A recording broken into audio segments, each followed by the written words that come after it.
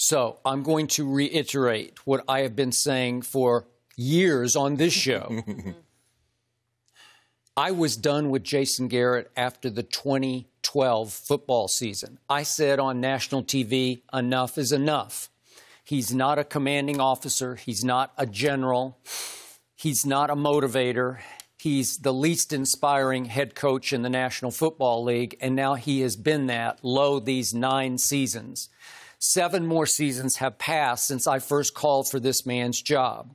So allow me first to say that yesterday afternoon was another nightmarish roller coaster ride for me.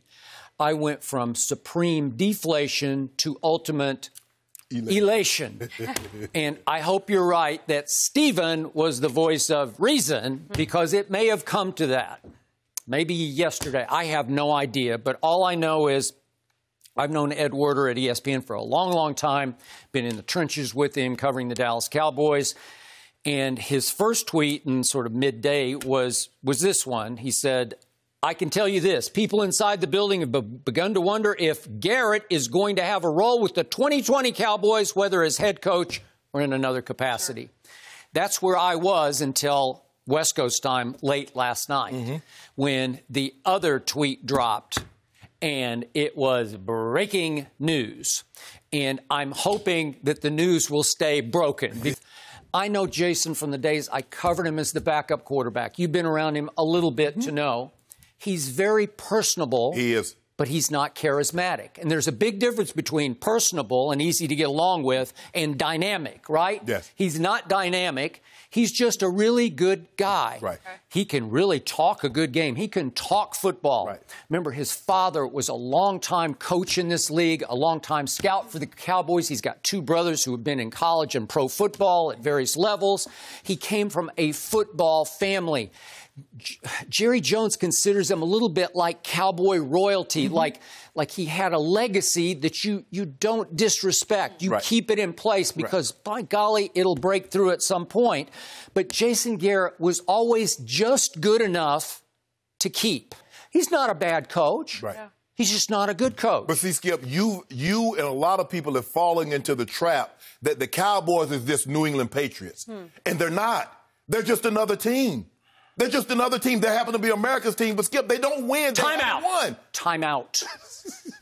Do you realize that as we speak, no team in the National Football League has as many Pro Bowl players as my Cowboys do? They have 15 on the roster. These are players who have been Pro Bowl players. 15. Yeah. Nobody has 15. Wow. So what happened last year? They had the highest point differential of any team in NFL history that went 8-8. So you could see lots of explosion because they were number 1 in yards gained last year, right? Who would you hire to be the next Cowboys head coach? Well, I don't know if I'd be in the situation had I had Jerry Jones money could own the team. I would probably be willing to pay someone and step back and let them do their job.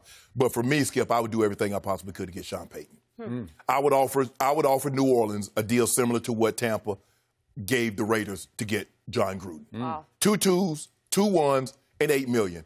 Now, we prorated it. We, did a little calculation today, Jenny. Inflation, 2% inflation, that's a little over $11 million now.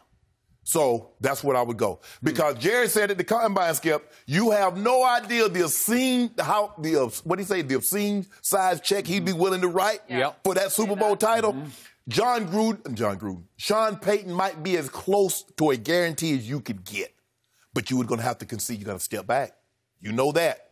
And it's Steven's job now to convince his dad, okay, Dad, we've been doing it this way for almost 25 years, quarter century.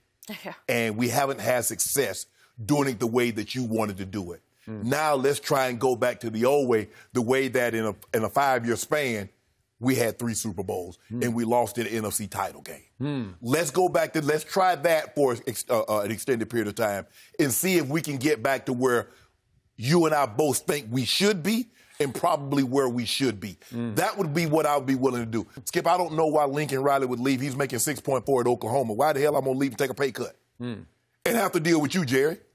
AD ain't bothering me. The chancellor, president, whatever they call him in college, he's not bothering me. You are going to be bothering me. So that's what I would do, Skip. I would go, I want a proven commodity.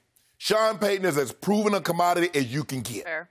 So that's what I would be willing to do. Because I'm thinking that Sean Payton, what's 2 first-round picks if I'm going to be picking somewhere between 29 and 32? Because I believe that's where you'll be picking with Sean Payton. I believe every year it's a foregone conclusion. At worst-case scenario, you're going to be playing, barring a major significant injury, you're going to be in the NFC title game. And you're probably going to go further with him. So would it be a bad thing to give up 2 first-round 2-2, the 11, 12, $15 million? Now, you're going to have to now, that's what you're giving the compensation to New Orleans. You're going to have to make him a higher-paid coach than John Gruden. So you're going to be looking at somewhere around $120 million. That's the obscene-sized check that you're going to have to write, Skip, to get you that Super Bowl, Jerry. So that would be my first choice. Thank you for watching. You can subscribe here to get the latest from the show, and be sure to check out more of the best clips from Undisputed, or go watch a few other segments from our other shows on FS1.